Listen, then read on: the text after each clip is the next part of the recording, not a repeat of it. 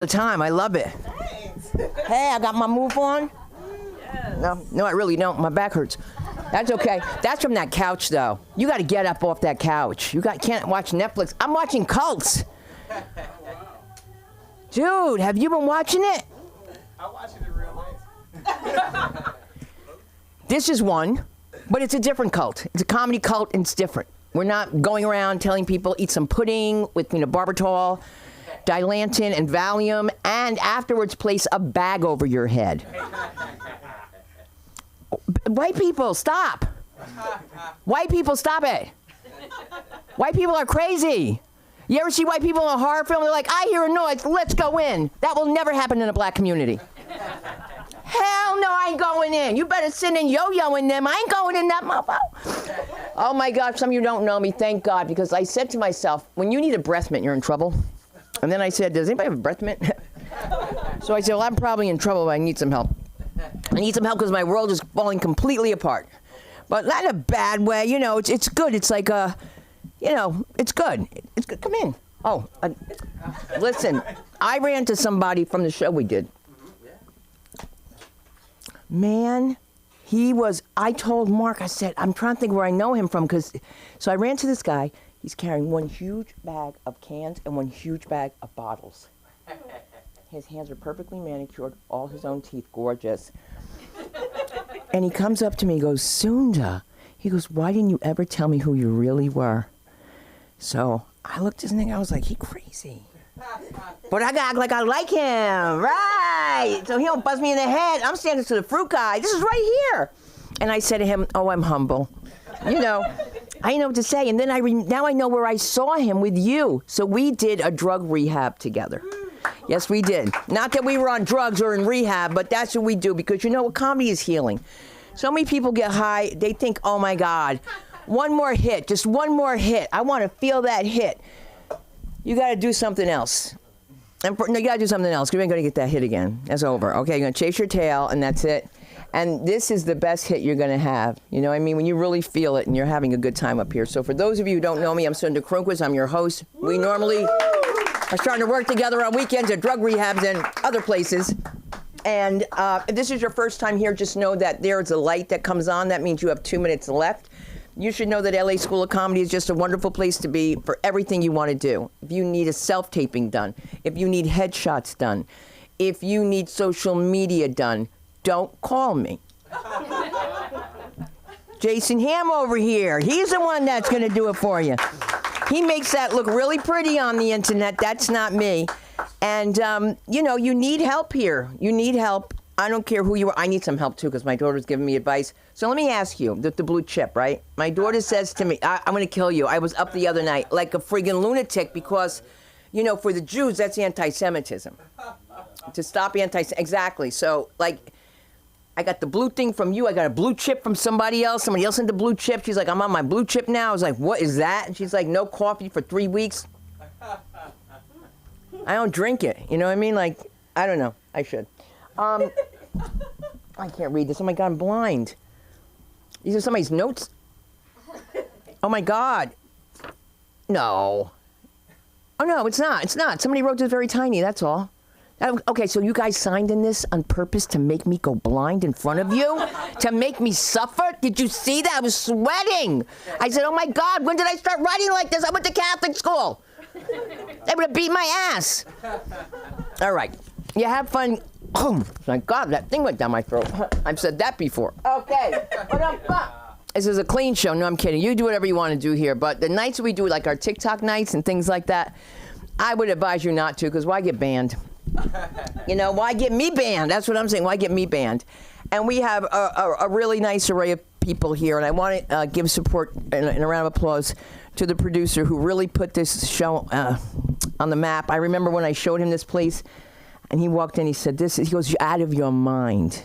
I go, this is a jewel box. He goes, you're crazy. Concrete floors, no stage, nothing. Anya, when you were here, it was facing that way with concrete floors. I was like, they won't see the floors. They ain't gonna see the floors. You let somebody slip on that floor. They were like, oh, what was that? Oh! I was like, that's concrete. Then I got a rug. Why did I do that? I'm the one that spilled orange soda, okay? I couldn't blame nobody in class, couldn't blame Keyshawn. It was me. Oh, I love grape and orange. Sorry. And I'm going to bring up that guy to the stage. Can you come up here for a few minutes just to introduce the world? No? Not yet? You need a minute? You need an opener? You need an opener? Oh, you're more than sufficient. Whoa! America's sweetheart, Mark Zaffron. Yeah, I don't know how sweet I am today. So, you know, my wife puts me on stage, you know, made me do this. I'm actually a corporate lawyer. Yeah, I do mergers and acquisitions. It's a little difficult for me. But, you know, it all started when she was doing a show once in New York, because I'm a victim, and we're going to hear about it, of out-of-network billing, United Healthcare, and, of course, the knee industrial complex. You'll all hear about it in a minute or so. So my wife takes me to a show at Ellen Stardust Diner. Now, if you all don't know about Ellen Stardust Diner in Manhattan, it's one of those places where the waiters and waitresses are all on Broadway, trying to be on Broadway, or just lost their job, and they sing, all right? And it gets a little raucous. So she's going up there to do a comedy show, right? Except I walk out with her and slip on black ice in front of my building. Okay, little did I know, as I'm crying, that I broke my leg. Plateau fracture my tibia, separated left shoulder. She wants to go to the show. I go upstairs, I hobble, and then I'm sitting there, and it's just getting more and more painful. Like, I can't believe how painful it is. I call my wife up. I say, Sunda, what? She goes, one more comic. There ain't nothing worse than a comic that wants to go on stage. And so she finally gets home, drives me gets me into a cab. How I got downstairs, I'll never know. But this time, I must have messed up this leg something awful. So they get me into Beth Israel Hospital to lay me down, and it's time for some morphine. I mean it. I want that morphine like now. All right? That was the days before Oxycontin and everything else. You get a shot of morphine, the leg ain't gonna hurt. So they give me the shot, and I noticed that the nurse didn't give me all the shot. I wanted all my morphine.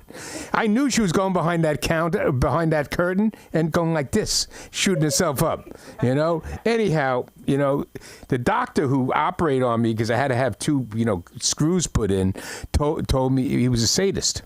He sent me home with one of those machines that keeps you totally cold, but no medication. Not a single painkiller in the whole bunch. Sends me home with a bag of Ambien that he got from the pharmaceutical rep. All right? Because it came in little 2-packs. So I thought that was the dose. 2 Ambien ain't a dose. 2 Ambien is a lot. All right? Good thing I was in a hospital bed and couldn't get up, because Lord knows what would happen. So anyhow, I got through that, but he warned me I'm going to have arthritis. Later in life, my knee starts to hurt as the fluid leaks out, and I go to this doctor in Beverly Hills. Here's the key. You don't want good medical care in Beverly Hills. If you want good medical care, as you will learn in the next joke, you go to the Valley. Because I'm walking here through this doctor, and he has a beautiful thing, and he's rushing me through x-rays, this one, that one. Never told me the price. Till I figured out later it was $50K. That's a lot of money. But then I found out, despite the fact that it said Cedars-Sinai, he was out of network. He wasn't going to take my insurance. And I didn't have out-of-network benefits my insurance wasn't going to pay. All right? So I go to, okay. And I realized that on the way to my doctor to get my preoperative check. Thank God they found a heart condition. I didn't have to get operated on. But they send me across the parking lot to the cardiologist. Beautiful offices. And what do I learn? Not only is he in network, he takes Medicare and Medicaid. You can't beat that. Great offices, right? They send me to come back for the next day for tests. Bring my wife. One thing you learn when you're married or getting a little older is if you don't bring your wife, when you come back, tell her what happened to the doctor, first words out of their mouth, you're a liar. They're going to believe you. All right? Now, and I was going to lie about it. So here we are, and they're going to give me 2 tests that day. Test number 1 is a stress test. Now, my knee hurts, and I don't want to go running on a treadmill like a gerbil. All right? That's when I found out the secret that they can give you a shot and you don't have to come to the cardiologist with sweatpants and sneakers. That shot takes the course of that treadmill. So I didn't feel like the little gerbil running around. They gave me that stress test, all right? Then they send us down to the subway to, get something to eat because they want me to rest up because the next test is about an hour. We go to the subway, order our turkey sandwiches, look over in the corner, these 2 8-year-olds shooting up. You never know what you can find in the Valley, all right? Sunda's disgusted, which meant there were 2 sandwiches. leftovers. So we come back, and now's the time for the radioactive isotopes. All right, that's when I learned why they skip a day, because I had Chernobyl belly. They shoot me up with this radioactivity. They take pictures of everything around my heart. Fancy equipment, right? But I'm sick as a dog the next day. You don't want Chernobyl belly. All right. Now I know why people in Nagasaki are definitely anti-nuclear weapons. So we come back the day after, and I bring my daughter, because now I have to bring somebody else to not tell me I'm a liar. So they give me another shot of the Chernobyl drugs. All right. Guy turns around to my daughter. He's not too bright. Says, "Are you pregnant?" She gets up ready to fight because she thought he was talking about her weight. He was a little nervous about the radioactivity. She was pregnant.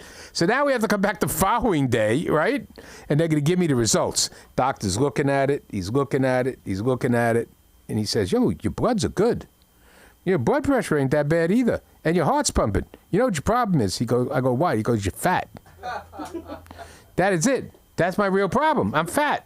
All right? Now, this is a couple of months ago.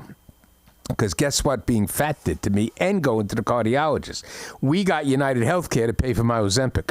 Yeah. It went from $1,400 to $25. Now, why is it so expensive? Because we're feeding money to the Chinese Communist Party. They have convicts there working on these injectors made out of plastic. And you know that they're being made in China because they're like those toys that you wind up and go like this with the little bundles with the monkey. Because they're little injectors. They come with the medication, you turn it around, and there's these little caps there. You know they have to be made there that have the needle. You put it in your belly, and then you hear. It's like a wind-up toy, right? That's 90% of the cost of the Ozempic, all right? That's why everybody wants these pills.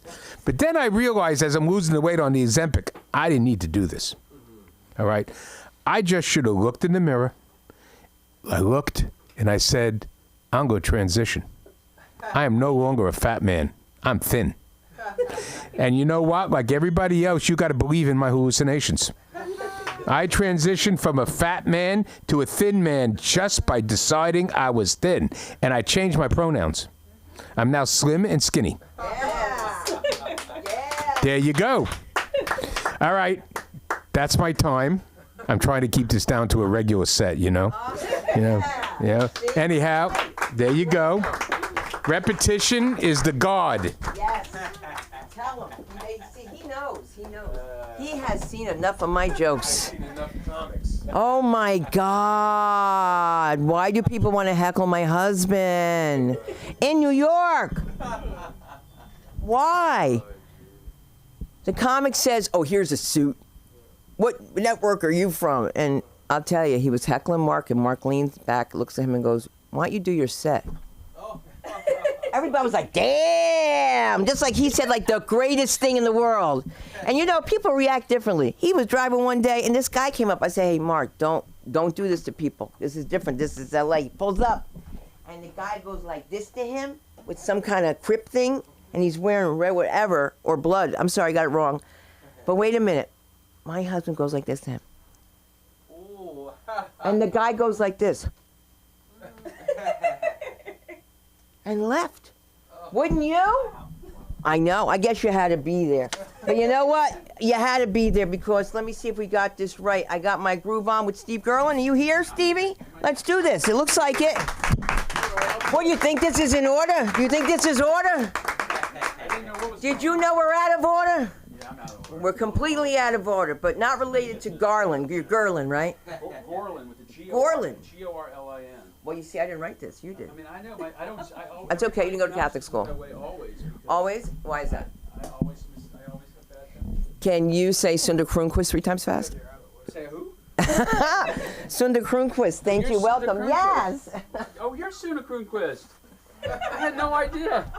Give him a round of applause. All right.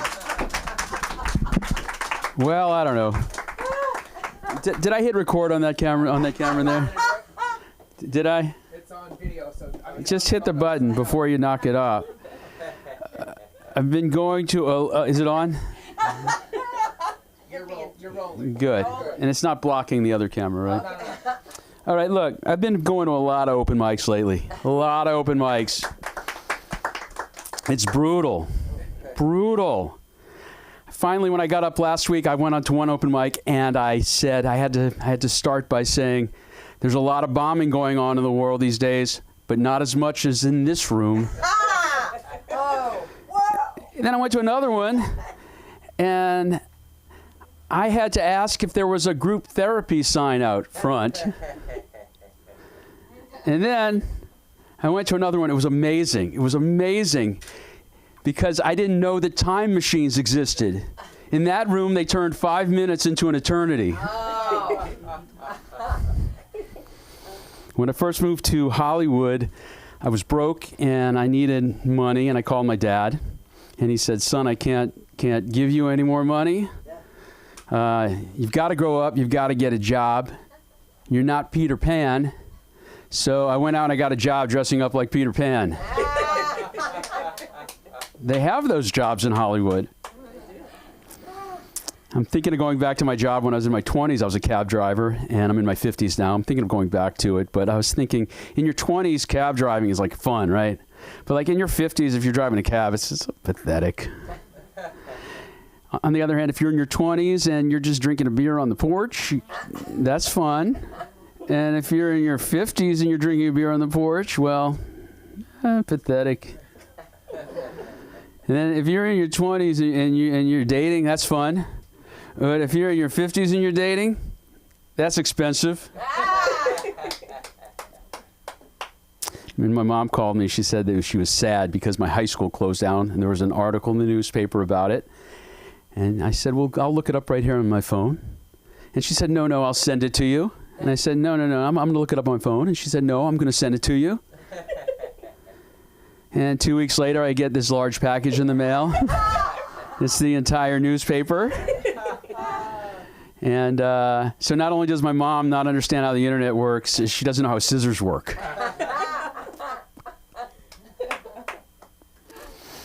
And I'm dating. I'm in my 50s. It's hard. I like artistic women. They look like they went to art school, and they wear cool clothes, and they have taste. And I look like an aging regional news anchorman. So they don't want to go out with me. And Taylor Swift, she has her Eras tour. Eras is a thing people say. They say I'm going into my hot chick era. I heard a woman say. And I'm, like I said, I'm in my late 50s, so I'm going into my sexually disgusting era. I was thinking about this too. I like older women. I was always dating older women, but now at this stage, it's a little difficult. I had an internet date recently, and she gave me the address, but it was a Sunrise Assisted Living Center. I don't know. I just made it work somehow.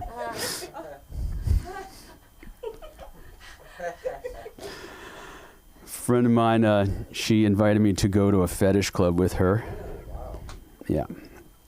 And I said, okay, well, what's that? She said, well, there's a bar in Hollywood on North Hollywood Boulevard, and they have it's kind of just, they kind of just have like a dance floor, and they have in the back, in a loft, they have like people tying each other up and, doing fetish things. I said, okay, I'm game, I'll try it. She said, but there's a dress code. You have to either wear leather, or you have to wear some kind of medical vinyl fetish wear, or you have to wear a business suit. I have a business suit. So I show up, and, well, they think I'm the manager. A guy comes out of the bathroom, and he says, excuse me, sir. Excuse me, my girlfriend just vomited in the bathroom. So I found two subdominants and ordered them into the bathroom to clean the place up. And the whole place. And I'll just end with this. When I was in college, I went to group therapy, and in group therapy, they said, the healthy way to end a relationship is to express your resentments and your regrets, and then express your gratitude. But you know what? I found that nobody wants to hear your resentments or your regrets. So I'm just going to say thank you all for being here, and have a really good night.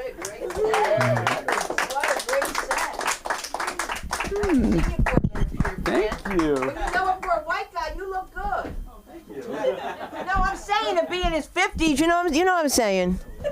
Yeah. Because sometimes Come on. You're like, oh, wow, you're here with your mom. They're like, that's not my mother. That's my twin sister. And you're like, oh, I didn't know. Well, I went to the doctor out here. That's why I can't move. No, I'm kidding. If I could pay for plastic surgery, I would. And I'll tell you something. I had a white friend named Stacy Hatz. Is my best friend. I miss her. But she would say the craziest shit to me. And she would say, Sunda, you know what? People always think you're pretty, but you're really not. Because if you were white with that nose, you'd have to have it fixed. Isn't it? See, there's always somebody who gets it. She said, I got away with it. I get away with it. The Aryans can't come after me. You know why? Because that would be family on family crime. That's right. Don't mess with me. It's hard when you're half white trash, half black. All right. And what does that make you? Still makes you Puerto Rican. But give it up for me. I want to introduce my comedy partner, the new and wonderful willing Armando Yee. Let him hear you. Yes. Good evening. Keep it going for the queen and the king of comedy, Sunda and Mark, the king and queen. Yes. Happy Friday, everybody. Happy Friday. Waymos, self-driving cars, driving me insane. Just on the way over here, one of them gets aggressive on me, cuts me off. I honk so hard, I scream so hard, I almost turned blue in the face. And then I realize there's nobody inside. There's nobody inside that car. I felt like I was screaming at a vending machine that stole my dollar. Like, why do you do this to me? I trusted you. And of course this is happening in Los Angeles, where we all know it can take 2 hours to drive 5 miles on the 405. 2 hours. You can watch an entire Netflix documentary and still be on the same exit. Done that a couple of times. Why on earth would anybody want more empty cars circling around aimlessly? It's like, great, now LA traffic has robot cars that are also stuck in traffic, and they also don't want to be there. They're like, no, please, take me back to the charging station, please. I'm an optimist, though. I'm an optimist, and I like to look at the positive side of things. And I do have a little road rage, actually. And back in the day, I'd lay on the horn at somebody, boop, and they'll yell at me, they'll scream at me. I've been chased for 3 exits down the freeway. Very scary. But now with a self-driving car, I can lay on the horn for 20 minutes straight, boop, and the car will just be like, thank you for the feedback. Updating software. Best part? No awkward apology at the red light. No, you don't have to roll down the window, be like, hey, sorry, going through some stuff. No. The car will just maybe turn on the windshield wiper, like saying, kumbaya, namaste, go in peace, go in peace. And this is how I realized that self-driving cars really are becoming self-driving. Yeah, they're driving me right into emotional rectitude. That's what they're doing. I didn't know you could overdose on weed until somebody gave me a little lunch-size bag of infused hot Cheetos. Yes. Not family size, not party size, lunch size. The most innocent size. The size your mom packs when she still believes in you. Like, hey, here you go. And the packaging looks exactly like regular hot Cheetos. That should be illegal. You don't make a drug look like something that's been destroying people since middle school. No. Because each one of those hot Cheetos contained about 10 milligrams of THC. 10 milligrams per Cheeto. That's insane. That's crazy. Nobody has ever eaten just one hot Cheeto. Nobody opens the bag like, delicious. Let me just zip this up and save it for tomorrow. No. Hot Cheetos are not a snack. They're an event. They're not, let me just have one. They're, why is my mouth on fire and I'm still going? And your hands, bright red. Like you just committed a very specific crime. But it's New Year's Eve, and I'm feeling adventurous. Yes, and I have 2 of the infused hot Cheetos. And they taste exactly like regular hot Cheetos. Problem, they don't taste like drugs. They taste like, trust me, I'm just a regular, delicious little hot Cheeto. And about an hour passes by, and I start to feel the effects. I get the munchies, which is the worst possible side effect when the only food in your house is more drug Cheetos. Here's the dangerous part. It's a small bag. Psychologically, that feels safe. You ever look at a bag and think, well, how bad can this be? Oh, well, that bag lied. That bag lied. That was not a snack. That was a cataclysmic event in a kid-sized bag. I'm high, I'm hungry, and I'm looking at the bag like, well, it's a small bag. It would be irresponsible not to finish it. I had like 13 left. And this is how you know that weed makes you dumb, because at no point did I think, well, if 2 did this to me, what are 13 more going to do? And so I finished the bag like I'm finishing the assignment, one after another, no concern, no math, just trust and the delicious taste of hot Cheetos. About Cheeto number 9, and 45 minutes later, my whole body starts to go weak. My whole starts buffering like, hey, you're going to need a second. Too late. I passed out so hard. I didn't fall asleep. I went into a coma. Felt like my soul left my body. I passed out for 2 days. 2 days from a little lunch-sized bag. That's not a snack. That's a system failure. Everybody else was celebrating New Year's with countdowns. I jumped right to January 3rd.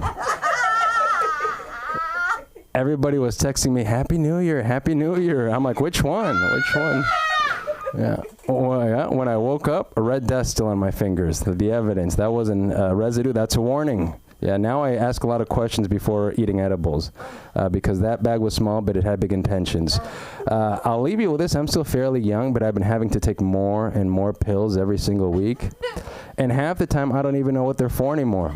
They've got crazy names like echinacea, lion's mane, ashwagandha. I'm not sure if I'm taking supplements or auditioning Pokemon. But somebody at the gym is like, this is going to get you strong. It's going to give you brain clarity. I'm like, perfect. I'll take 12. Give them to me. Pop them in. And their pills are huge. Yeah, they look like horse pills. I'm like, shoot, man, if I swallow these, I'm not going to need lunch or dinner. I'm going to need a vet. Oh, man. All right, guys, give it up for the great Sunday. Give it up for you guys. Thank you. My name's Armando. You can find me at the LA School of Comedy and all the social media platforms. We got to talk about that blue sign day. Yeah. God bless you. Thank you so much. Did you know that Anya was my first victim? Yes. At the place, yes. You have fans still. They're still there. I know. Wait, Anya said, oh, you're right, Anya. Oh.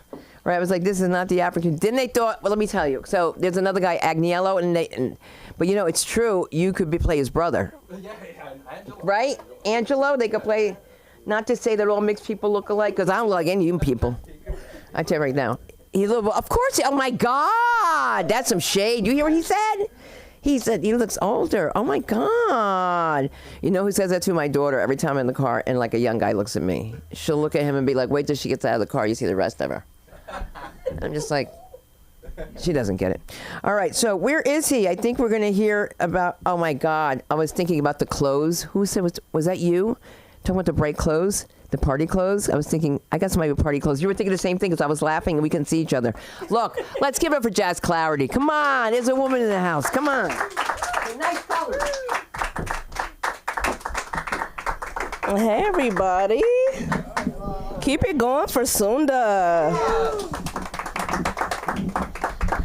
Thank you so much for curating another beautiful Friday evening.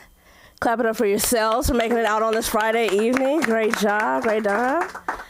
Oh, man. You know, you get to sit and look at this beautiful, amazing, luxurious woman. So make sure my camera angles are right because I cut my hair and I need the chat to know I look good. Hey, Chad. Ain't that what the kids say? Hey, Chad. How many of you guys in the audience have kids? Yes. Clap it up for those who got kids. Ain't that what they say? Hey, Chad, right? Because I don't have any, okay? But I used to be a preschool teacher. Any teachers in the audience? Okay, come on, teachers. Man, so I used to be a preschool teacher, right? And let me tell y'all something. Your kids, they tell all your business. Okay? If you didn't know, they tell all your business. Yes, they do. So it's like they get in the circle time and where we're supposed to be trying to teach, they just come and tell you all your business, okay? So I remember when I was teaching, it was this one kid, right? And we would get ready for nap time and come on, kids, get your beds. They go over to their little cubbies and they grab their blankets and all of that. And this one kid, he puts his blanket down and every day for like a week, right? When he lay down on the bed and he go, fuck, and I go, oh my gosh. I'm like nervous, right? But now you have to tell the parents, like, you gotta tell the parents. You look at their parent, and now I'm looking at his dad every day like, I know your business, sir. I know your business. But I gotta explain. Okay, so little Timmy had an incident where they had an outburst today, right? And you can't just say they had an outburst and not explain the outburst, because they got to know what their kid was saying, right? And just as embarrassing as it is to tell a parent, this happened at school, they're just as embarrassed to hear it. So you got to say it. Little Timmy had an outburst today, and they said, fuck, fuck, fuck, oh. And the parents are like, I don't know where they got that from. I have no idea. I don't know. And I'm like, listen, Miss Timmy's mama, you know where he got it from. You know where he got it from. Because I know your business. Man, I mean, it's not my fault they tell all your business, but you got to watch your business around your kids. You think he sleep. He not asleep. He know your business. And he coming to school to tell everybody about it. So, I mean, back in my day, we had things that they passed down, you know, like nursery rhymes. Anybody remember nursery rhymes? Do they still do that today? They do? Because I don't know. I don't have no kids, so I don't know if they do it still. But, you know, nursery rhymes back in the day, they was kind of on the inappropriate side. Just saying it, just a little bit. For example, there's this one nursery rhyme. It goes, down by the river with the hanky-panky where the bullfrog jumps from bank to bank. You remember that one? Now, I don't know about you, but they was down there having hanky-panky by the river. That had to happen like somewhere in the country, and some little fast-tailed little babies was getting down there getting hanky-panky. And some little creative kid was like, I'm going to sing about that because I went down there and I was looking for the bullfrogs, and they was down by the river with the hanky-panky with the bullfrog jump from bank to bank, you know? And you had to hit the movements because it was fun. They was fast. It was inappropriate. But if you make a song about it, it don't sound too bad, you know? You got to sing it. And you put a little dance move to it, you got to sing it. You know, you at the handball court, so you're talking to your friends, and you want to play a little patty cake. And then you think to yourself, what were these patty cake songs? Another one. My mama, yo mama, live across the street. 1819 Blueberry Street. Every time they have a fight, and this is what they say: boys are rotten, made out of cotton, girls are sexy, made out of Pepsi. I don't think they really got that one right, let me tell you. Because why was your mama arguing about that? That's not what was happening. You know what was really happening? You know, I think because kids, they be in your business, right? They was listening to a bashing party because my mama and your mama said that they man ain't shit. They man ain't shit. So they was talking mess the whole time. And they wasn't getting the context right, but they man wasn't shit. And that's okay. But they tell your business, and they put it in songs, and they just spread it around the world, you know? Another one, right? The down, down, baby, do your duty. Here comes the lady with the African booty. They didn't just get that from nowhere. They know somebody was talking about that lady booty. She could do the pom-pom, she could do the twist. That's in some versions. She could do the pom-pom, she could do the splits. Somebody was listening to their daddy. Getting that split. And then they drop into the splits. I'm not finna show y'all. I used to be a cheerleader too, but I'm not finna show y'all that. That was some freaky time. Okay? I think about this other one. What's the one? Down, down, baby, down, down a roller coaster. Because you got to do the moves, right? Sweet, sweet, baby, sweet, sweet, don't let me go. Shimmy, shimmy, Cocoa Puff, shimmy, shimmy, ride. Because you got to move that hair behind your head. And just because I got short hair don't mean that I can't pull it behind my ear. Okay. Then you proceed to say it. Shimmy, shimmy, Cocoa Puff, shimmy, shimmy, ride. Shimmy, shimmy, Cocoa Puff, shimmy, shimmy, ride. Because you got to remember, right? I'm about to spill the tea. These kids telling your business. They about to spill the tea. I had a boyfriend, a biscuit. He's so sweet, a biscuit. I wonder if they still got that out there, because I'm single and I could take a biscuit and a boyfriend, okay? Unless we talking about Popeye, because I'm not trying to choke. They ain't had no water, they ain't had no juice, just a boyfriend and a biscuit. But feed me, baby. Feed me, I like to eat too. But that's your business. You think they got that from nowhere? That's your business. So watch out what you say to your kids or what you don't say to your kids. Know they listening. So that's the shimmy, shimmy, Cocoa Puff, shimmy, shimmy, ride. I had a boyfriend and a biscuit. He's so sweet, a tisket. Apples on the table, peaches on the floor. Step out, baby, I don't love you no more. Y'all think that was just bad sex? Because if you ask me, it was just bad sex. But I could be wrong. I could be wrong. It could have been domestic violence, and I don't know. Peaches, apples, all on the floor. Step out, baby, I don't love you no more. I don't know. I don't know your business, but they do. So watch what you say around your kids, because they know your business. Okay? Anybody else know any other nursery rhymes that, do they say them? Because I don't know, they just might tell your business now with just the song. That, pop that, shake that, you know? My favorite part of circle time is after circle time when we listen to music. Teacher, you gotta put on the Baby Shark. That's my favorite song, y'all. Baby Shark, do do do do do, Baby Shark, do do do do do. You gotta twerk to Baby Shark. That's my song. Got to. And then they go home and they tell their parents, Baby Shark, do do do do do, Baby Shark, do do do do. And them same moms who don't know, that's their business. They come up, Miss Jazz, yes. They told me that you taught them how to twerk. I don't know who told them that. Can you teach me? Absolutely. Hands on your knees, hands on your knees. Oh my goodness, I'm telling you, watch your business. And if you want to have kids and continue to stand on that, stand on that. Stand on your business, because they finna tell it. And that's why I don't have none. So, if you're looking for me, you can find me on Instagram at Jazz Clarity, JASCLARITY. You can also find me on TikTok and also here at the LA School of Comedy on YouTube. Thank y'all so much. Again, shout out to Sunda. Oh my God. She's so funny. She's so funny. It's so good to see women in here. That's why we're going to keep it going, right? Let's give it up for Nicole. You coming up, Nicole? Come on, Nicole. Come on, Nicole. A biscuit. Come on. I have some poetry to read for y'all. Yeah. I'm in Minnesota. I'm from there, and I just moved here yesterday.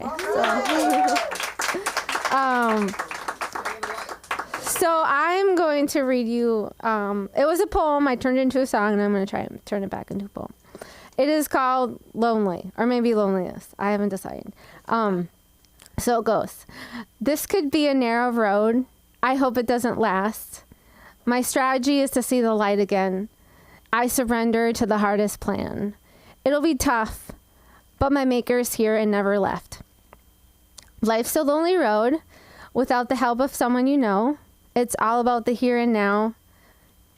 Fades away without direction, reason, or rhyme. But I will take it from here. I promise I'll survive to see the sunrise. Like spinning donuts in the parking lot. Or did the train wheels finally come off? With a new set of eyes, without the perfect pain, and the dust keeps up on my skin. I used to be lonely and out of touch. It's been a crazy life, so stop living a lie. I need help just getting by before this life takes me under, and goodbye. Okay. I'll just go on to the next one. I don't think this one has a title yet. It's kind of short.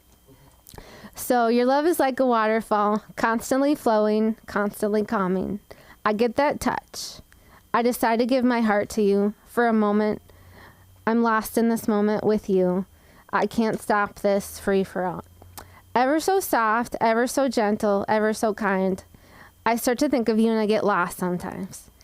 In your heartbeat, therefore, is my heartbeat.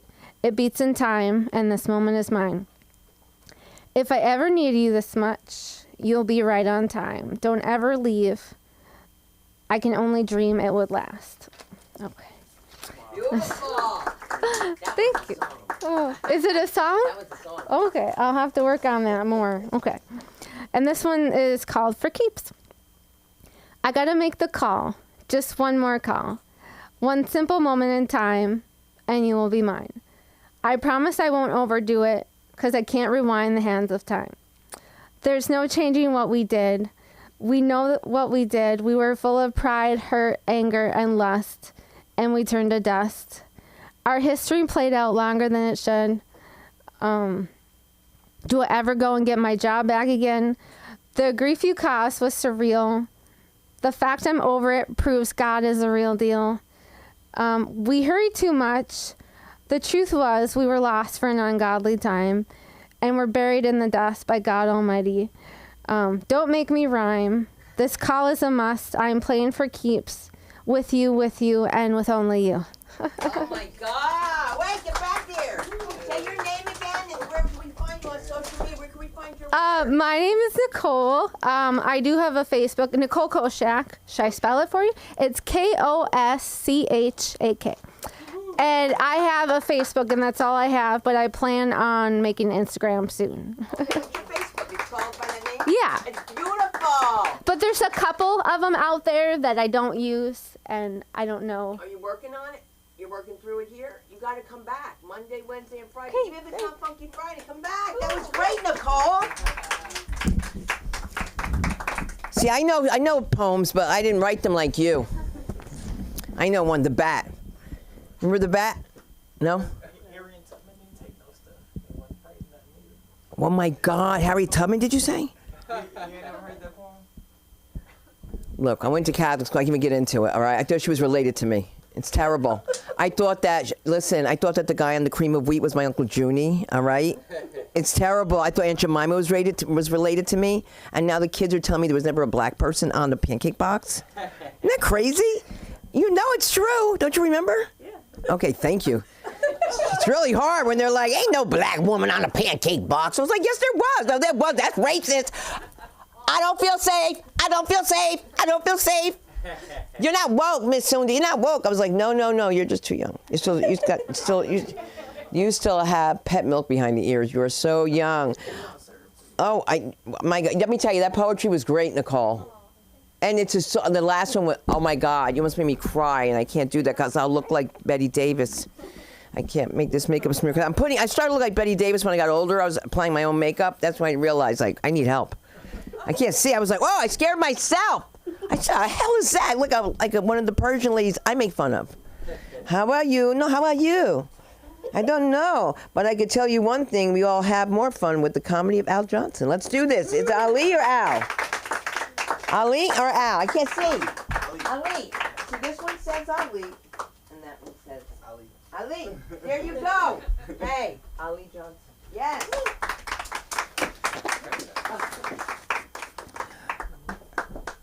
I don't know why I put the bag on, but at the same time, you can take it off.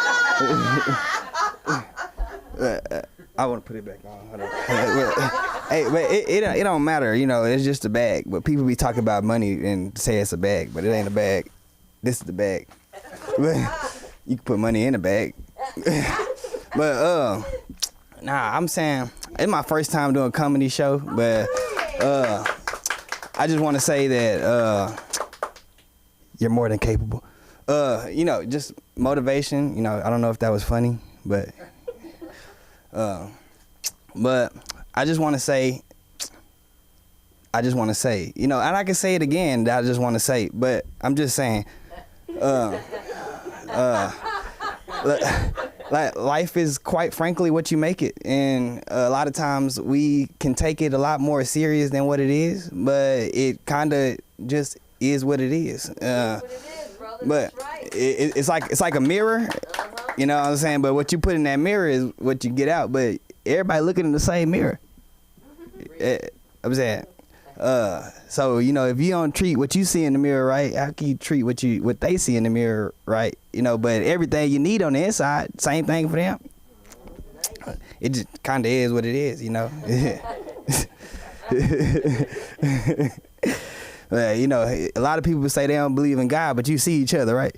I ain't saying that we God, but I'm saying, don't you see me? I ain't God neither. I'm saying, don't you see me? I'm saying, don't you see me? I'm talking about each other. You see yourself, right? So who created you? So if you know, Jesus said, he said, love your neighbor as you love yourself. Keep God in your heart, mind, body, and soul. But you know, ain't no way to love the Creator without loving the creation. I'm saying, shoot. So try to make the best out of it with each other. All I'm saying. You know, sometimes we fall down, but you know, we already down, so why not get up? You know, I didn't ask to be here, but did you? Were you like, Mama, make me? I don't think so. But you can say, Mama, take me out. I said they probably would, but do you really want them to? What's gonna happen then? I don't know. But you gotta just make the best out of it, man. I'm saying life is, quite frankly, what you make it. You know, the faith without works is dead, just like the body without the spirit is dead. You know, it's something inside your body that created all bodies. I think. You know, but you know, you can look in the mirror, or you can look in the water. I'm saying sometimes you can see the reflection unless it's a dirty pond, but you know, but sometimes we can just keep saying sometimes, and then we can say sometimes again, maybe one more time sometimes, but it's this time though. Every day you wake up, you know, it's this time. We got to make the best out of every day. I hear a lot of people saying they looking for a job. What about the tools? I don't know. Like that wasn't a joke, but it was like, you know, I think it's funny.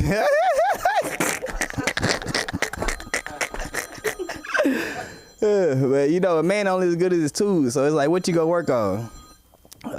You know, you got 24 hours, whether you get a job or not. But you can working on something. You know, just you can't count yourself out, because even whenever you get a job, you still working on something, right? Hey, it's up to you if you want to help that man chase his dream, but at the same time, chase yours. But I ain't saying that there's nothing wrong with helping him chase his dream, but you gotta understand your intentions, because your intentions is his intentions now. But you know, hey, neither here nor there. You know, we all got one intention. We didn't ask to be here, right? I said, hey, can I say, hey, I don't know. Like, I can't go inside my stomach and ask to be here. But I think somebody wanted me to be here. Yeah, we do. I said, I didn't even expect to come in here today, you know? I didn't expect to come in here today, but I'm here. I'm saying, did you expect to come in here today? Did you expect to be here today? I'm talking about you on the camera with it. But hey, make the best out of it, you know, because life is, quite frankly, what you make it. But love, joy, and peace come from inside, because, you know, if you look for it in other people, you know, you looking for the same problems you asking yourself. I'm saying, but, you know, to solve the problem, you got to look within, you know. So to look within, you got to look without. So you got to look right in the mirror. But they looking in the mirror too. So what are you looking at? I don't know what I'm looking at, but I know what I'm looking at. Make the best out of life, and don't ever count yourself out, because the Creator got a reason for you to love the creation. Because if you don't love the creation, how can you love the Creator? And that's just my question. I want to take the backpack off again, but I want to pick it up again. But I was saying, you know, life is what you make it, and y'all have a good one. You know, whether you pick the bag up or put it down, you know, at the end of I don't know what I want to do now, but hey, my Instagram is AceHJiffy. You know, like double positive equal a negative, or double negative equal a positive. I'm just a human. All right. Great job. Thank you. That was his debut here. Now you know that everyone's funny when you have the comedy of Jonathan Maloney. Where are you, Jonathan? Here we go. Oh, you're all ready to go. You see how you guys are? You think women make you wait? Look what I'm doing up here. All right, perfect. I'm so sorry. Thank you so much. We made it. Appreciate you. Hi, I'm Jonathan Maloney. Let me get on this. I'm going to start, but I have a question, because you two, y'all aren't doing the show tonight, right? Y'all are just watching? Aren't you guys brave? Aren't y'all brave? Thank you for being here. Like I said, my name is Jonathan Maloney, and I told Sunda I was going to do some comedy, but that was a lie. I know it says comedy up there, and that's what I signed up for, but I'm actually up here because nobody is asking me on dates anymore. And so someone very smart, I'm not sure if it was Einstein or Aristotle, but someone said dating is a numbers game. So if you want to get a husband, you just got to do enough. So I'm looking at it like fractions, right? There's one of me over all of you. That's math. That's how math works. So what I want to say is that at the end of the night, based on those statistics, one of you is coming home with me. I'm not sure who it is, but that's what I'm understanding so far. I will say, just as far as that goes, I am gay. Is anyone surprised? Is anyone shocked by that news? No? Okay, great. Cool. Hey, was it the haircut or was it the high, nasally, whiny voice? It doesn't matter. It doesn't matter. I'm bringing that up because I want everyone to know I'm not going to do just gay jokes up here. I know that's what people, they tend up here, they get say, oh, I'm gay, and then everything is talk about is gay stuff. I'm also going to talk about trans stuff as well. That's the other thing I want to talk about. The thing I want to talk about is my one trans joke. I have two, but the one I want to talk about is I found myself recently accidentally pooping in the women's restroom, which some people would not be happy about. I have what I like to call a bit of autism.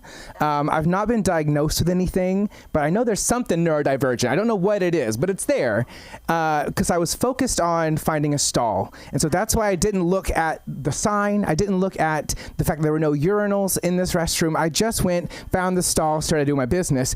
And then the horror movie started when I heard a pair of high heels clickety-clacking on in. And when I knew this was a women's restroom is because in a male restroom, if you had urinals, they would have gone all the way on the other side of the restroom, giving you a lot of personal space. Not in the women's restroom. She sat right next to me in that stall. And if that had been it, it would have been fine. But that wasn't it, because then she said, hey, how are you? And I was trying to be like, okay, I don't want, like, it's just bad. If I sit here and start talking, hey, I'm good, how are you? It's not going to go well. So I just was quiet, hoping it would stop. Like, surely if I don't engage, we're fine. Because then she goes, yeah, my dog died last night. Oh my God. You guys, I'm just trying to get out of there, get my business done and move. But now she's telling me about her dead dog, and I can't let that go. I can't just let her be crying and pooping at the same time. Nobody needs that. So because I don't want her to know that I'm a boy, I say to her, oh, I'm so sorry, as high pitched as I can. I'm still trying my best. I'm so sorry for your loss. The kicker was, though, she goes, oh, I'm not talking to you, I'm on the phone. So I just kept quiet the rest of the time, didn't say a word, waited for her to clickety-clack on out of there, and called it a day. I got out of there, washed my hands, and left. I also want to experience one day in the body of a female. I know that females, I'm so sorry, you get like 75 cents to my dollar, and I wish I could change that for you. I voted for Kamala. I don't know what else to tell you. That's about all I can do to get that done. But the reason why I want to experience this, and I don't know how else to describe it except like this. I want to experience the female orgasm. And here's why. Because a male orgasm, I've had plenty of those. It's like a box of sparklers. You go to the gas station, you can buy the box of sparklers for $5. You can light them all off, wave them around in the air. It's shiny, it's sparkly, it's fun. But no one's going to the 4th of July picnic to see the sparklers go off. I want to go see the fireworks show at Walt Disney World. Now, here's what I know. I used to work at Walt Disney World in Orlando, Florida, so I know some facts. To shoot off those fireworks every night, it costs $10,000 every single night. But there's also a large computer board, and you've got to make sure all the dials are turned to the correct place, have all your whirligigs in the right order, the lights are flashing, the music cues are going, and eventually, Tinkerbell will shoot out from the top of that castle, and the fireworks will pop off, and it's the most beautiful thing you've ever seen, and it takes a lot of work. I will never experience that, and that's really one of life's greatest tragedies as far as I'm concerned for me. So just when you are thinking about this open mic night tonight, if you think about anything else, just pray for me and my sad sparklers.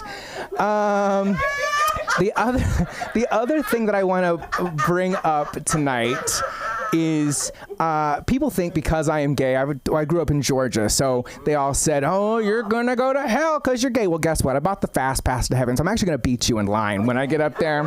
So let's just say that. But that being said, I have some questions for God, things that I think about. I don't know if this comes from the Nazism, but here's the questions that I want to ask when I get up there. The first one is, if sun is good, why cause burns? Because I'm very fair-skinned, and like if I'm God and I can create the universe however I want to create it. There's no rules, there's no like laws because I make the laws. So why would not I just say, hey sun, you're never above 75 degrees, you're never gonna burn anybody, you just get up vitamin D. As a side note to this sun conversation, I do also want to ask, how is it that there is no sunscreen pill? Do you see what I'm saying?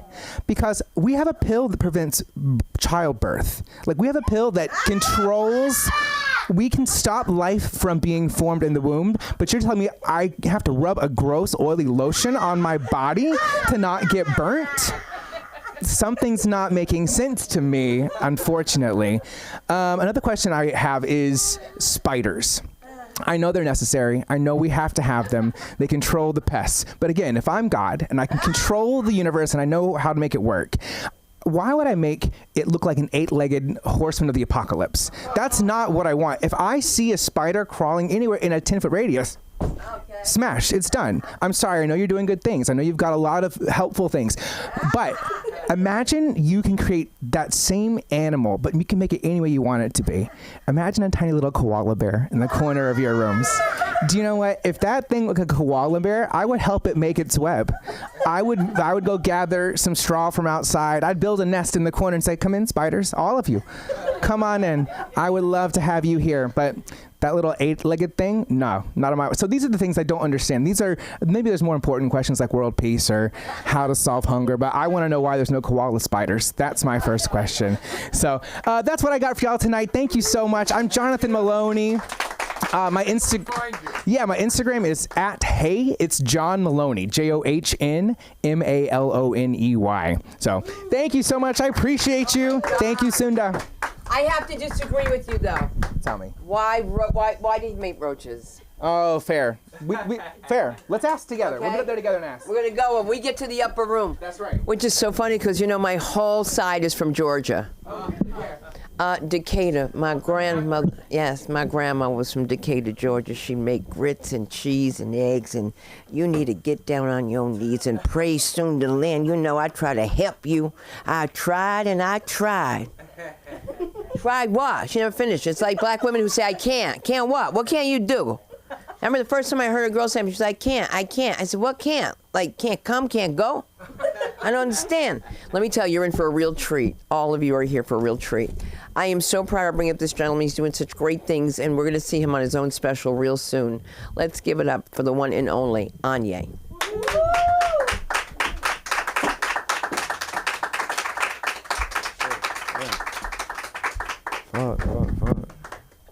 Good looks. I didn't even know I was going up. I thought there was more people before me. That's cool though. I'm glad to be here. How goes it? Shout out to y'all for being here. Thank y'all for pulling up. It's been a minute for the guy. I ain't been up here in a little bit, but I'll just be writing down random shit. So that's usually what I just come up here and try to figure out what I want to keep, what I want to get rid of. Some of this shit be so funny to me. I work at a weed shop, which is cool. It's fun. It's better than regular retail, because regular retail, everybody be like mad and shit. But like at the you feel me? Like they be mad immediately. Like we just opened, bro. Like why are you already angry? Like sun not even out, bro. Like relax, bro. Like bro, like we were and when I worked retail, I worked at Central City Mall, and like we were open pretty early. Like we open like sometimes 8 a.m. like during like holiday season. You feel me? And I like to do morning shifts because I like to get that shit out the way so I can pretend like I'm unemployed after 4 o'clock. You feel me? I cosplay as an unemployed person after 4 o'clock. It's the balance you need, to fight depression. But yeah, we open at 8 and like people be at the mall before we even open the doors sometimes. You feel me? Like store open at 8. Why are you already at the door? Like, I'm getting paid and I wasn't even there yet. Like, come on, bro. Like, I'm literally getting paid to be here and you're beating me there. Like, come on, relax. I'll never forget, this lady was at the front door. Bro, we are in Los Angeles. She's at the front door of the store and I'm there at like 7:59. We don't open till 8. I'm on time. So I get there and I see this lady with like 4 big like jackets, like big like winter coats, like looking angry as hell. I'm like, damn, shorty, like, what's going on? She's like, this fucking store, it's 8 a.m. It's supposed to be open, da da da da. Like, what kind of fucking workers do they have here working? Da da da da da. Like, just going off. I'm like, damn, yeah, nah, these people gotta get it together, shorty. I'm with you. You feel me? Like, yeah, like. I was coming to say the same thing. Like, they got to get this shit open and get y'all in here. And then my manager, she see me from inside, and she start walking to the door. I'm like, finally. I'm with her like, finally they getting in here. She opened the door, and before she could say anything to me, I seen her like start forming a sentence to me. I said, dang, okay, finally y'all here. And I rushed to the back. That lady was so confused. We start our day with a return. She returned that shit. So we started the day in the hole, $700. Like, shorty, you're ruining our day. And you mad. Like, you could be in traffic right now. It's 8 a.m. Shorty, it could be way worse for you. But weed retail is cool. It don't matter how long the line is. People is chilling because we all high or about to be. You feel me? Niggas is excited to do drugs. Life is hard. You feel me? The drugs help. It's cool. I don't even know where I was going with that. I just had to confess my real story. Okay. But I like to, like, I'm a conversationalist. I consider myself as such. So it's always cool when people come in the store, because I be just chopping it. I'm just, like, trying to talk to people. I'm having a cool vibe with people. And I love when people, like, come into the shop in the weed store and they're like, oh, like, but I don't want nothing too strong. And I always want to know their horror story, like what made them. I'm always like, what was the day? Like, how many edibles did you take? It's usually edibles. It's always edibles. How many edibles did you take? It's like, oh, I took 5, and I'm like, oh, well, that'll do it. You know, like, I don't, like, don't do that. It's like, wait, I can give you whatever in here. If you take 5 of it, you will be fucked up. Like, it don't matter what you. Nowhere on the bag do it say take 5. Like, say it was good. Like, shorty, okay, that's what the product is supposed to be, good, but don't mean take 5. Like. Out of pocket. Like, damn, at any other point in life, if it's good, that ain't the reason to just keep going. Like, y'all, shorty, relax. But I was like, I have, like, horror stories, I guess, but that didn't stop me. You feel me? You got to keep it pushing. You got to stay motivated. Wasn't that what bro saying? Keep it going. You feel me? Right. Type shit. Like, I had a time, I was with the homie, and my horror stories are never me. It's always just if somebody I'm with is too high, and I'm like, see, this is why I don't even want to do it no more.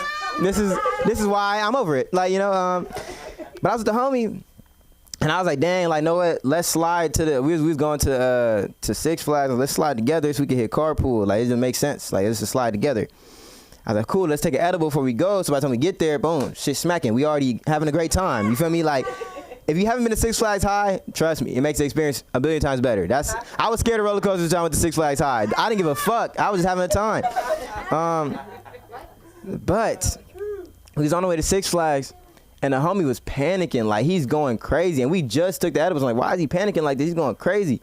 He's like, oh my God, like I was on my phone, and I feel like the person next to me saw me texting. Like, they're gonna call the police. They're gonna call the police. Like, they're gonna report me. Like, oh my God, the police. I was texting while we were on the road. Oh my God, I'm texting. I'm like, my nigga, you in the passenger seat. Like, it don't even matter. Like, no one is concerned with what you got. Like, it don't matter, my nigga. Like, you're good. You feel me? But that be the shit. You be like, bro, you blew my vibe. I gotta take another edible now when I get there.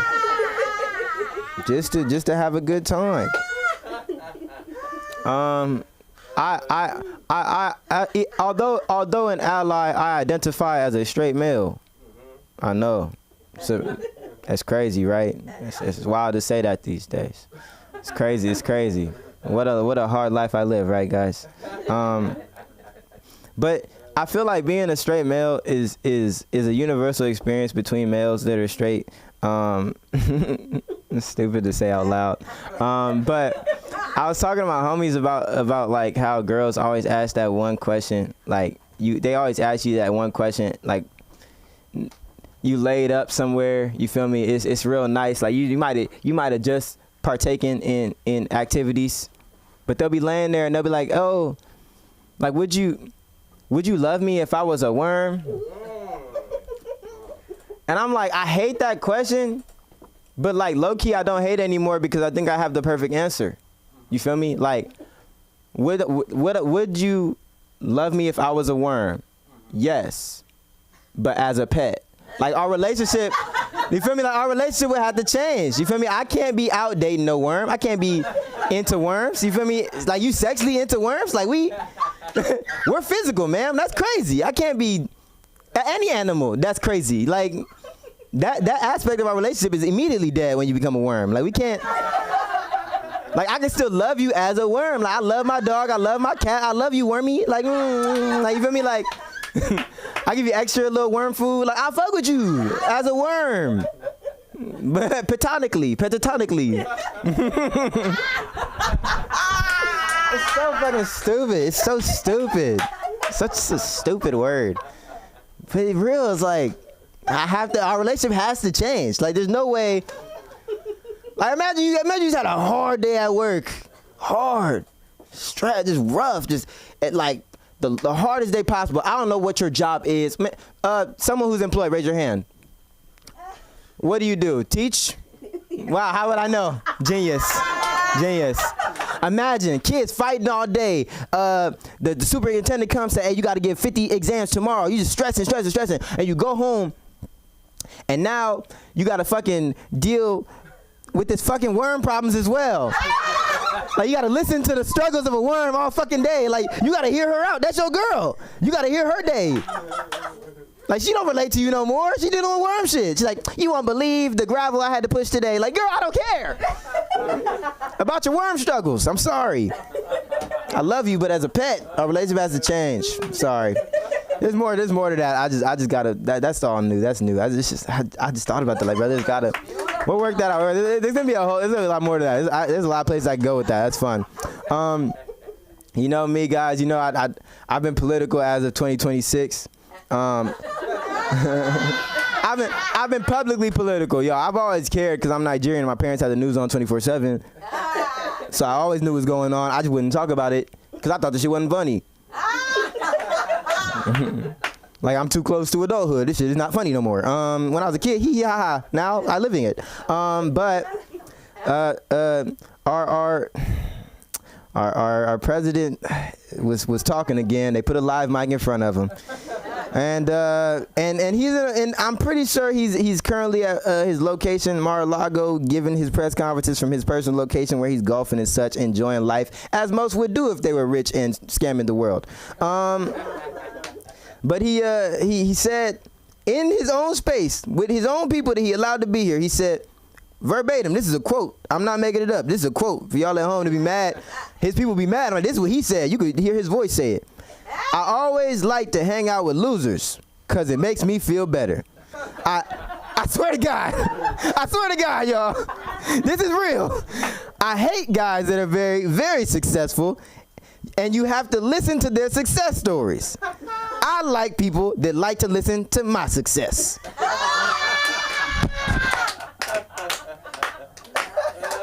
In a room full of people that you invited, you said, I hate successful people. I love hanging with losers. And they all like, ha ha ha, he loves it, ha ha. Y'all the losers. Y'all are the sad losers. Like, how are we living? This is crazy. I don't even have to make jokes. I just be reading y'all the news now. Like, bro, this is crazy. Real quote. Y'all, come on. I don't know what we got to do, y'all. We got, I think the midterms is coming up. Everybody go out and vote. If you don't vote, tell me your name and address. I'll vote for you. They're not supposed to do it, but at this point, they cheating. We got to cheat back. We got to cheat back. We got to, everybody cheating. Sorry. Let me be serious. Thank y'all so much for the time. Anya West is on YEWST. Clap it for Suna coming back to the stage. We love her. Yes. Oh my God. You are so funny. He is so great. Let me tell you, I am so thrilled that we have a special guest that just dropped by. You're going to love this. You're going to love this. Okay, you can't move anywhere now, Anya. You got to stay here because this woman's done so many things besides letting me be in her wedding, and she was the only woman who was not a Jew in the wedding. She was the only non-Jew, period. She was the only one that wasn't a Jew. the producer of Bride's Night Out, the one and only Pamela Yeager. Come up for a few minutes. Come on.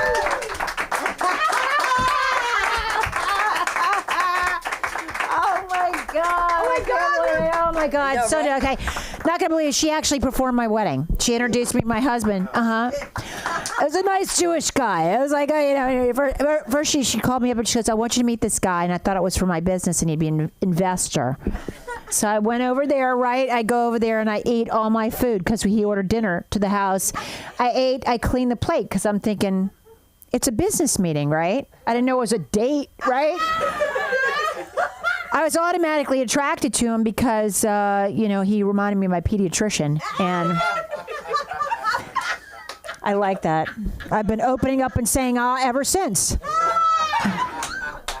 I am from New Orleans originally, but I had to move because none of my cousins were attracted to me. It's one of those places where a family picnic is also a dating opportunity. And I'm a trophy wife. Yeah, 4th place.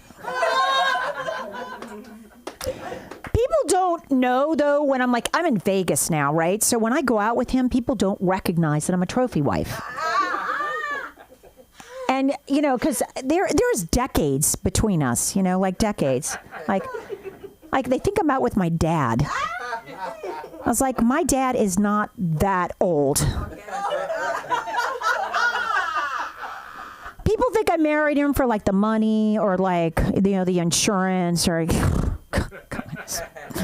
it was the handicap parking.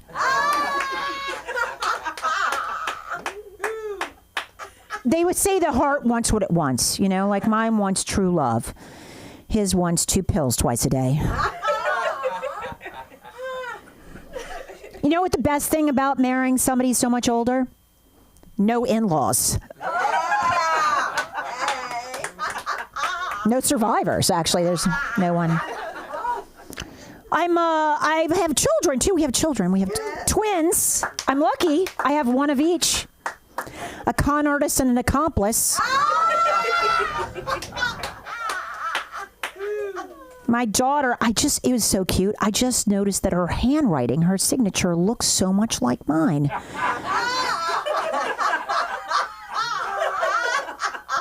And then I realized it was from her forging my signature on credit card receipts. Nothing says mother-daughter bonding like identity theft. Oh, they're so cute. I didn't realize that children were so expensive. Since I have had my kids, my wine bill has tripled.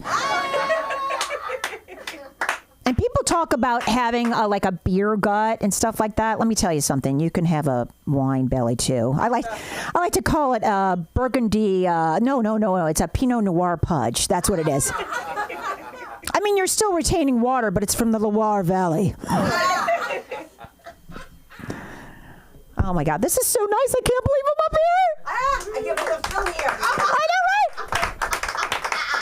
I've had great job. I also worked. Oh my gosh, I worked at Disney World Space Mountain. Yeah, I was in charge of putting the seatbelts on one summer, and that was a really cool job. I've had cool job comedy, working at Disney. This guy came in shorts one time. His stuff was sticking out of his shorts leg, and I had to put the seatbelt on. And it was hard to identify what it was, because it looked like a turkey neck or chicken giblets or something. I'm not sure. So I said to him, look, sir, like the sign says, secure all your belongings. You don't want this thing flying out, He's like, oh, I thought it had to be this big to ride. He's like, yeah, it's a small world is over there. Bye, thank you, guys. Oh, I'll be in Las Vegas at the bonfire on Monday doing a show. PamelaYeager.com. And launching my company is Las Vegas Laughs. So that will be going up. The website will be going up probably this week. Great. Yeah. Thanks. Oh, okay. You want me to tag team? And I'm traveling, so I'm in town for the Bergamot Comedy Festival. I've been retired for a while because, those kids, once you have them, first you give them life, and then they suck your life right out of you. Right years. But I love the little cute little thing. But we knew each other 35 years ago back in New York, and I hired Sunda for a comedy sketch group called The Girlfriends.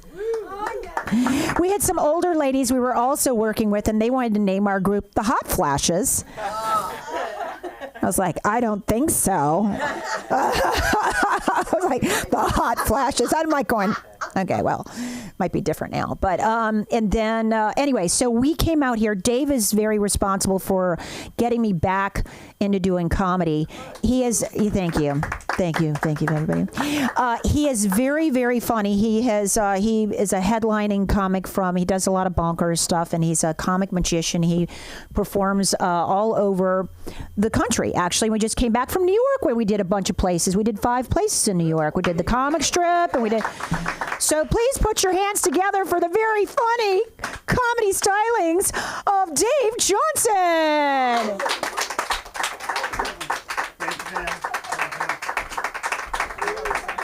How are we doing out there? Everybody say yay! Say yay! Awesome. So there's a lot of pressure in order to be an award-winning magician, and I think I've got it figured out. I write it down, award-winning period, magician period. Never won an award in magic. We're going to try and do it tonight, though. It's going to be the world's fastest card trick. I think it's going to work out just fine. What is your name? Armando. Armando. Big round of applause for Armando. He makes his way up onto the stage right here, Armando. Armando has to do with a deck of cards and also a stopwatch. Start, stop. Yes, you look like you handle a stopwatch. Very good. And Armando, make sure all the cards are different. That's important. Yes, very good. Yes. You're going to do a pancake slap. That's both hands, one on top, one on bottom. You're going to pull out one card. Make sure nobody sees the card, Armando. Yes? Nobody sees the cards. Do a practice run, Armando. World's fastest card trick. That's like a whole deck slap. Okay, this is okay. So you're going to take out one card. Make sure nobody sees what the card is. Got it, Armando. Card goes back inside the deck of cards right there. Cards go back inside the pocket. The stopwatch right there. Empty hand.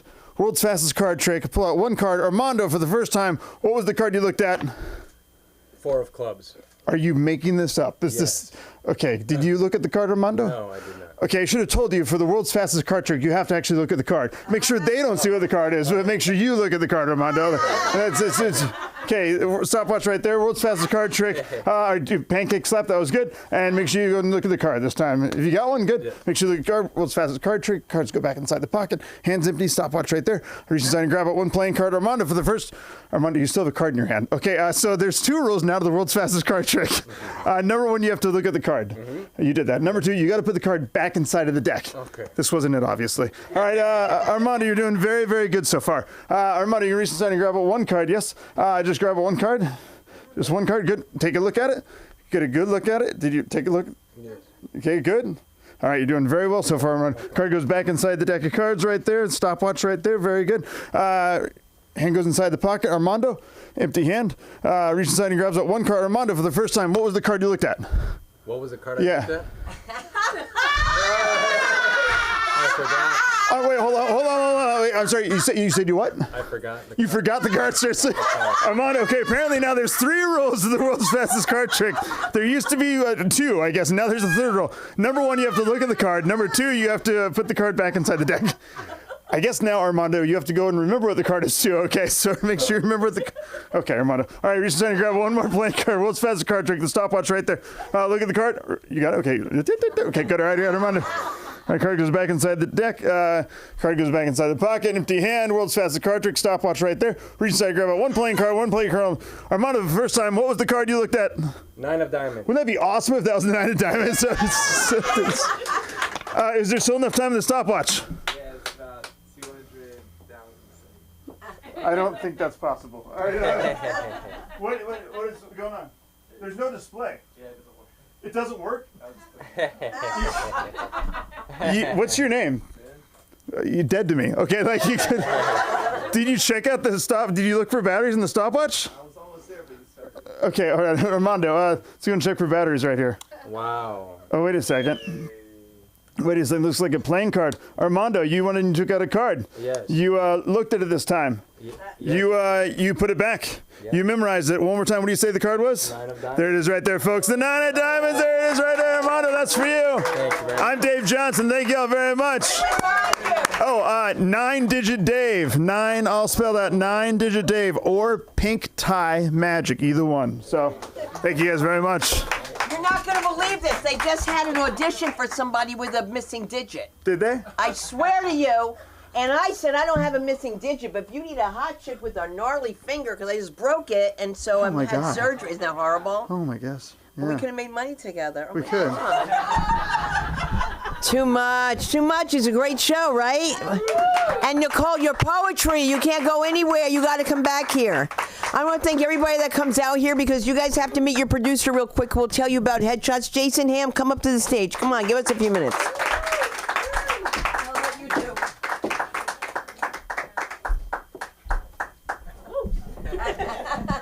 Hello, everybody. My name is Jason. I'm a producer here. Do a little bit of everything. So, like video work, editing, producing. We've recently just started doing headshots, and they're coming out looking really great. So if you guys need anything professional, submission, creative, and then we're about to upgrade, and we're about to get some new cameras in here. And this is just a creative space for just about anything that you could want to do. And if you guys have anything that you want to do, you come in here, you shoot something, and then you hire me to make you look good. Yeah.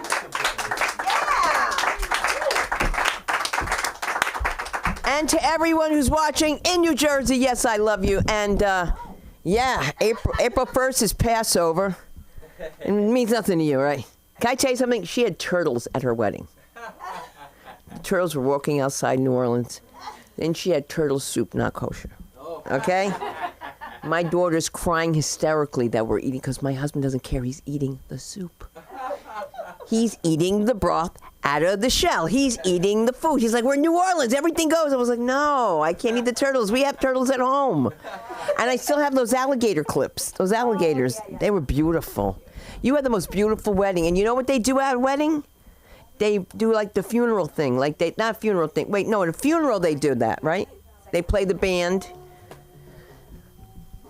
All right, that's my song. That means I gotta go at Sunda Live. Good night, everyone. Thank you. Thank you, Jason. Thank you, Mark. Pamela Yeager, always a pleasure.